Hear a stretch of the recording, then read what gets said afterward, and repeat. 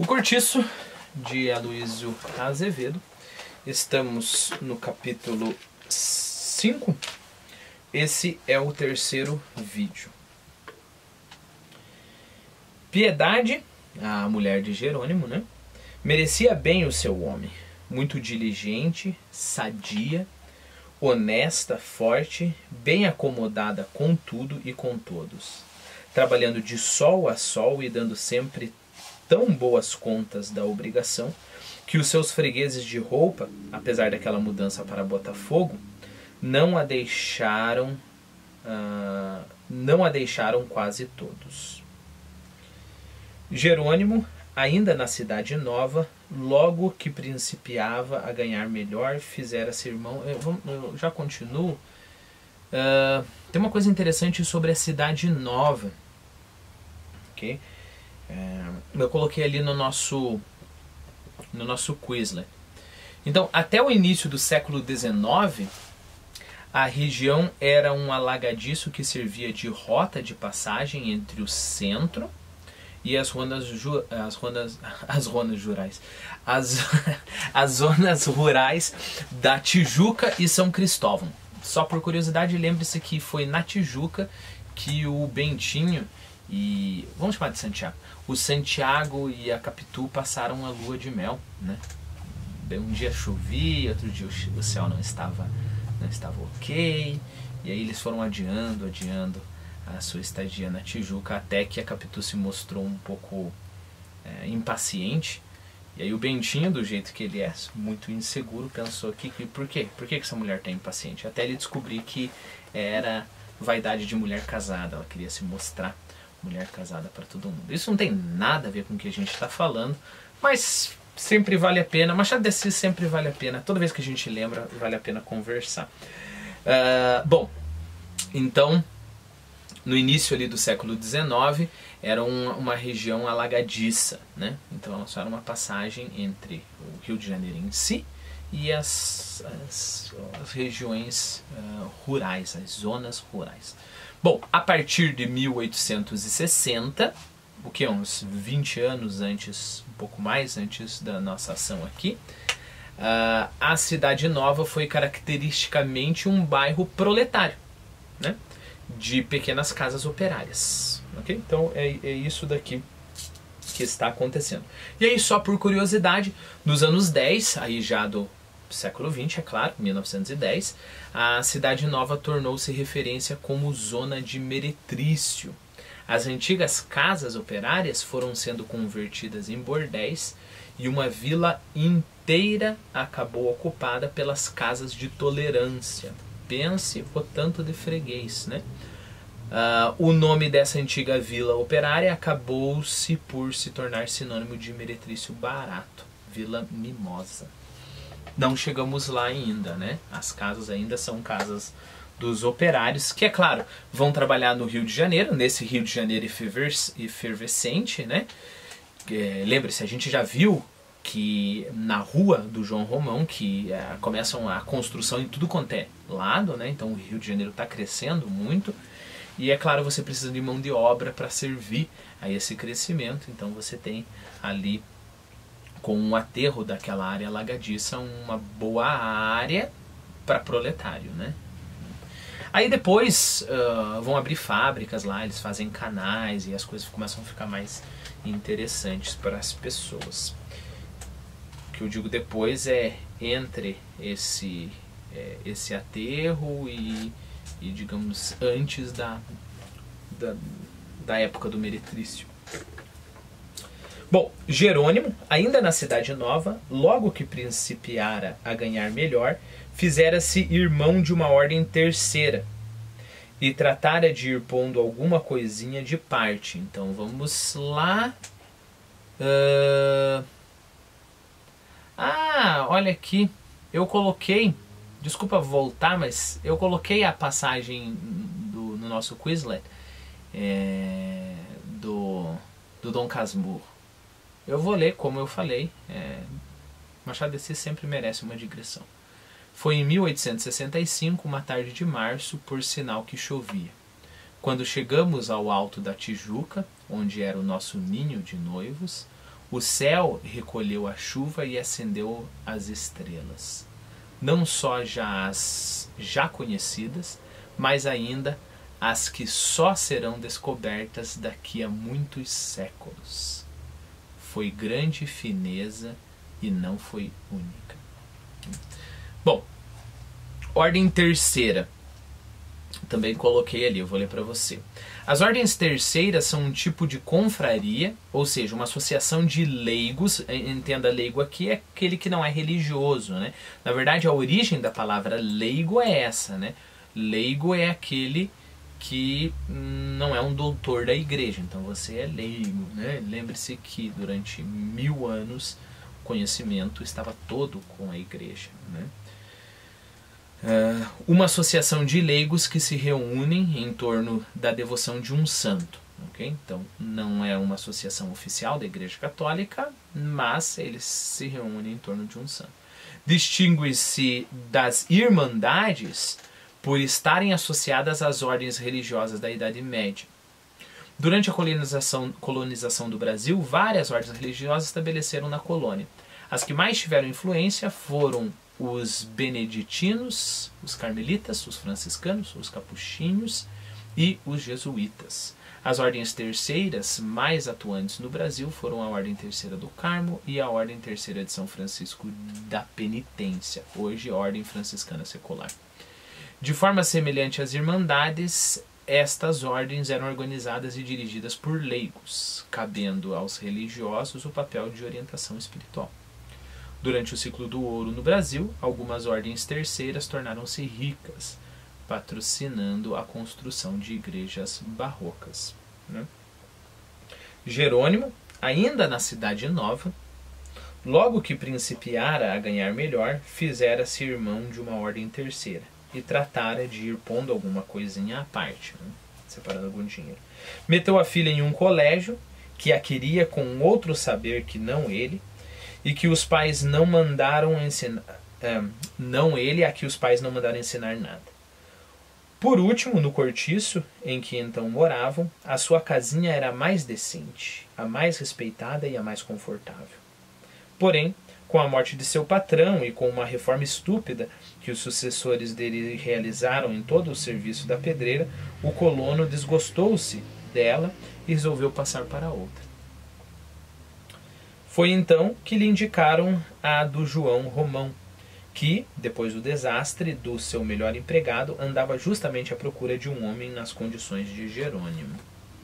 Tomou conta da direção de todo o serviço e em boa hora o fez, porque dia a dia a sua influência se foi sentindo no progresso do trabalho. Com o seu exemplo, os companheiros tornaram-se igualmente sérios e zelosos. Ele não admitia relaxamento, nem podia consentir que um preguiçoso se demorasse ali tomando o lugar de quem precisava ganhar o pão. E alterou o pessoal da pedreira, despediu alguns trabalhadores e admitiu novos, aumentou o ordenado dos que ficaram, estabelecendo-lhes novas obrigações e reformando tudo para melhor. No fim de 2 meses, já o vendeiro esfregava as mãos de contente e via radiante quanto lucrara com a aquisição de Jerônimo. Tanto assim que estava disposto a aumentar-lhe o ordenado para conservá-lo em sua companhia. Novamente, o João Romão ele não é só mão de vaca, ele é muito esperto, né? Então ele não deixa a sua avareza se sobrepor à sua racionalidade, né? Valia a pena. Aquele homem era um achado precioso. Abençoado fosse o Machucas que lhe o enviara. E começou a distingui-lo e respeitá-lo como não fazia a ninguém. Vamos ver se é aqui. Bom, daqui a pouco eles vão falar mais sobre as qualidades do Jerônimo, mas antes que eu esqueça, olha que interessante o modo do Jerônimo trabalhar, né? Ele gosta de valorizar o seu empregado, então ele vai conseguir aumento para os seus empregados, mas também ele quer ótimo serviço e ele mostra serviço, né? Então a gente tem aqui certamente uma qualidade de um bom trabalhador, né? Lembre-se, o meu esforço aqui é trazer, isso daqui é vida real, ok? Se não é o que aconteceu, é o que poderia ter acontecido, né? Então, não é só um personagem, né? Então essas conexões que eu faço são conexões propositais. Eu lembro do meu pai contando quando ele trabalhava em uma fábrica. O modo do meu pai trabalhar, ele era supervisor, é exatamente esse, né? Mandar embora quem não quisesse trabalhar, conseguir com o patrão aumento para os trabalhadores, mas não é uma questão de nós contra o patrão, não é isso. É conseguir aumento para os trabalhadores para que você trabalhe muito bem e para que você renda muito mais. De forma que o patrão vai ficar contente porque ele vai ganhar mais dinheiro, afinal de contas é a empresa dele e ele quer ganhar dinheiro, né? O funcionário vai ficar contente também. E outra coisa, outro ponto de coincidência, eu lembro que meu pai sempre falava que eu acho que era uma empresa de fazer compensados, né? Então se trabalhava muito com cola, pincéis de cola, e você colava as chapas de madeira, né, para você fazer um compensado, que é tipo uma placa de madeira para produção de móveis, né? E aí era frequente, por exemplo, todo mundo estava indo embora e estava lá o meu pai lavando o pincel, arrumando as coisas, ou chegando antes, preparando a fábrica para o dia seguinte, né? É claro que com isso meu pai se deu bem, né? Meu pai caiu nas graças, bem parecido com o Jerônimo, caiu nas graças do patrão, né? E aí foi ganhando regalias e foi tendo essa liberdade de contratar gente, despedir gente. E no final todo mundo trabalhou mais e todo mundo saiu ganhando, né? Acho que é esse o ponto, né? Não é digamos, um revolucionário ali que quer lutar contra o patrão, né? Não estou falando se é justo o patrão ter tanto dinheiro, não é esse o ponto aqui. O ponto é, no caso específico, se ele fizesse qualquer coisa desse modo, ele ia ficar 2 meses lá, ser mandado embora, ou ia ficar numa posição baixa, e tudo bem, ele ia ficar frustrado com a vida, né? Então não se passa pela cabeça do Jerônimo, assim como não se passava pela cabeça do meu pai, que o patrão dele estava ganhando muito mais dinheiro, né? Bom, é triste que um patrão ganhe tanto dinheiro, em alguns casos, né? E em outros casos o empregado ganhe tão pouco. Mas não é isso que estava em jogo ali. Estava em jogo trabalhar bem, estava em jogo em ganhar o seu sustento, estava em jogo em crescer, e estava em jogo melhorar a condição de vida das pessoas que estavam ali, né? Então o João Romão está muito feliz com o Jerônimo, e o Jerônimo está feliz com o seu emprego, e os trabalhadores que estão rendendo muito mais estão felizes com o seu emprego também. E começou a distingui-lo e respeitá-lo como não fazia ninguém. O prestígio e a consideração que Jerônimo gozava entre os moradores da outra estalagem de onde vinha foram a pouco e pouco se reproduzindo entre seus novos companheiros de cortiço. Ao cabo de algum tempo era consultado e ouvido quando qualquer questão difícil os preocupava. Descobriam-se defronte dele como defronte de um superior. Até o próprio Alexandre abria uma exceção nos seus hábitos e fazia-lhe uma ligeira continência com a mão no boné ao atravessar o pátio todo fardado por ocasião de vir ou ir para o serviço. Lembre-se que o Alexandre mal cumprimenta sua mulher, né? Os 2 caixeiros da venda, o Domingos e o Manuel, tinham entusiasmo por ele. Aquele é que devia ser o patrão, diziam. É um homem sério e destemido. Com aquele ninguém brinca. E sempre que a Piedade de Jesus ia lá à taverna fazer as suas compras, a fazenda que lhe davam era bem escolhida, bem medida ou bem pesada.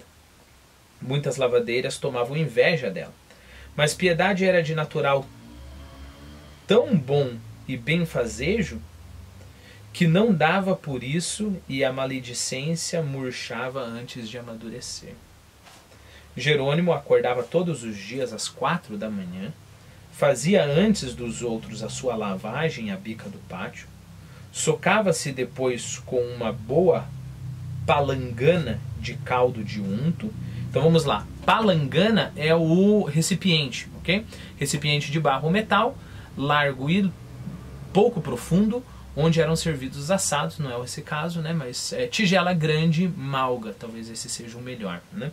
E o que é unto? O que ele tomava de café da manhã, digamos assim, às 4 da manhã, né? Unto, gordura de porco, banha, por derivação, qualquer substância gordurosa, gordura, óleo, né? Bom, é claro que você lembra de untar, né? Então, untar é passar óleo, né? Ou qualquer substância gordurosa, então faz sentido.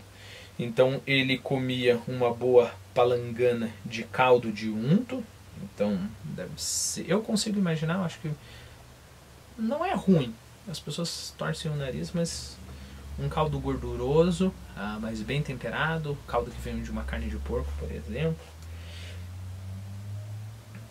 Interessante que vem agora. Caldo de unto acompanhada de um pão de 4. O que é um pão de 4, né? Um pão de 4 é um pão de 4 vinténs, ok? Pão de 4 vinténs, 80 réis. Eu coloquei ali, eu não sei se o que eu coloquei é o que eu estou lembrando, mas uma coisa bem interessante, na revista, puxa vida, Semana, deixa eu ver se eu consigo copiar aqui, se meu computador fazer um barulho aí para vocês. Crônica Semanal é uma revista da época, um periódico da época. Semana Ilustrada. Semana Ilustrada. Eu coloquei ali para você, primeiro, um site extremamente interessante. Eu não explorei muito esse site, mas pelo menos eu sei que ele tem toda a Semana Ilustrada, que é essa revista, de 1861 a 1875 no Rio de Janeiro, né? Então uma revista das atualidades ali, ok?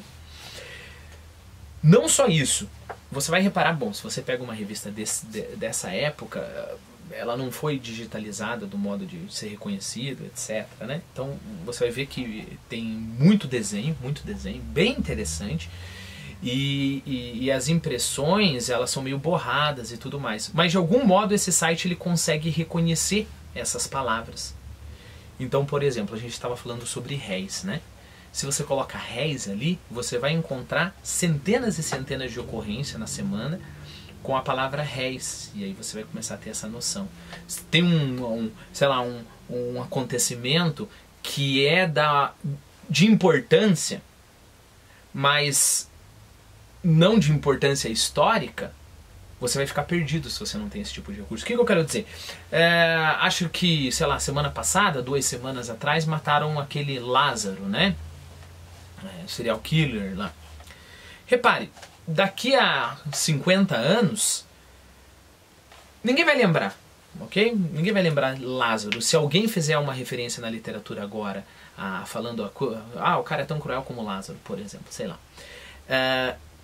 Em 50 anos ninguém vai lembrar, porque o ocorrido foi extremamente importante, estava na boca do povo de todo mundo, mas não tão importante a ponto de entrar na história, ok? Então, você ter acesso a uma revista como essa, acredite em mim, é um recurso preciosíssimo, preciosíssimo. Além de ser delicioso, é uma pena que eu não tenho tempo, delicioso ficar folheando, vendo quais eram as críticas e assim por diante, né? Bom, então fechei a minha digressão sobre a Semana Ilustrada, está ali o link precioso para você. Mas o que eu quero focar tem uma charge. Primeiro é uma charge de você vai olhar ali, né? São 2 pessoas olhando um pãozinho assim, e aí a pessoa, provavelmente é o escravo, né? O que pãozinho, meu senhor? custou 4 vinténs e é do tamanho de um ovo. E aí uma outra charge de um escravo indo de noite comprar pão. E aí o padeiro, já é bem de noite, né, de pijama e com uma vela na mão e a chave, pergunta assim: quem bate? Sou eu, o moleque da semana. Que queres? Eu queria um pão de 4 vinténs. Ora, por tão pouco eu não abro a porta. Também não precisa não, senhor. Dê-me ele pelo buraco da fechadura. Então, percebeu? O que a gente consegue inferir de tudo isso? Que era mais ou menos um valor fixo, né? Você compra um pão de 4, né? Pão de 4 vinténs, era um valor fixo. Só que aí, é claro, os padeiros, muito bem dos espertos, né? Se no começo era um pão grande, eles foram diminuindo, e isso, é claro, causa a crítica da imprensa, que fizeram. Essa segunda eu achei fantástico, né? A primeira só estão olhando para um pão que parece um ovo, né? Reparem, aqui na crítica que eles falam que era pequenininho, o pão devia ser grande, né? Para ser 4 vinténs, 80 réis, é claro, é pouco dinheiro, mas não tão pouco assim. Lembre-se, com 20 réis você... 20 réis? Eu acho que é com 20. Ou 40 réis, acho que é com 40 réis, né? Você toma uma dose de cachaça, uma dose de vinho, né? Deixa eu ver se eu acho aqui, só pra gente não ficar aí, não. 40 réis você toma uma dose de Paratio de laranjinha, né? Então, são 2 doses, então, e é um pão. Então o pão de vintém provavelmente era o pão de 4, né? Era um pão grandão assim. E daí, é claro, na charge eles vão diminuindo para exagerar. Os padeiros, na realidade, já diminuíram, mas na charge eles diminuem ainda mais. Dizem que dá pra passar pelo buraco da fechadura. Porque, é claro, eles estão criticando e tirando o sarro como é que se diz? Da ganância dos padeiros, né? Bom, então ele comia uma boa palangana de caldo de unto, acompanhada de um pão de 4, e em mangas de camisa de riscado, a cabeça ao vento, os grossos pés sem meias metido em um formidável par de chinelos de couro cru, seguia para a pedreira.